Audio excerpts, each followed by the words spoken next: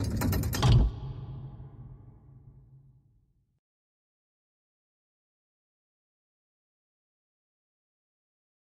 I first saw the new iPad Pro's test results from our lab, I thought there was a big mistake. This new 10.5-inch tablet turned in performance scores so high that they blow away most laptops.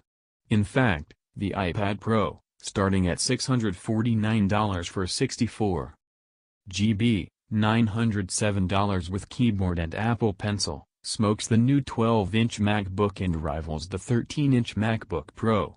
That's how powerful the new A10X Fusion chip is inside this 1-pound powerhouse. The A10X Fusion chip inside the iPad could very well be the most powerful mobile processor ever. The 6-core CPU and 12-core GPU combine to offer amazing power given the iPad Pro's slim profile. Part of the reason why the iPad Pro is so swift is because of the way Apple architected the chip. The CPU and GPU share the same onboard 4 GB of RAM. So there's no waiting for the graphics to go out and grab separate memory. The iPad Pro looks slightly different than the last version, and that's because Apple increased the screen size from 9.7 to 10.5 inches while barely increasing the weight and keeping the same thickness.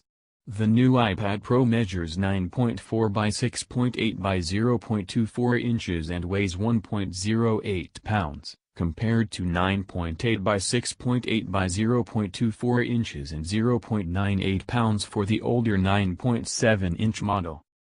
To be clear, 10.5 inches won't be big enough for most people looking to replace a laptop. You'll probably want to step up to the bigger and more expensive 12.9-inch iPad Pro, $799, for that, but overall, this is a jaw-dropping canvas for work and play. I don't really have high expectations for fabric keyboards, but the iPad Pro's optional smart keyboard, $159, is pretty good. The raised keys offer a decent amount of travel, and the tablet stayed fairly stable on my lap during my daily bus commute into New York City. I averaged 69 words per minute with 94% accuracy on the 10 fast fingers typing test, which is not bad but below the 73 words per minute I scored on the 12-inch MacBook. If you're going to pack enough horsepower to edit 4K video and photos like butter, you better have cameras to back it up. The iPad Pro's cameras are simply superior to anything else you'd find on another tablet or 2-inch-1, because they pack the same shooters as the iPhone 7.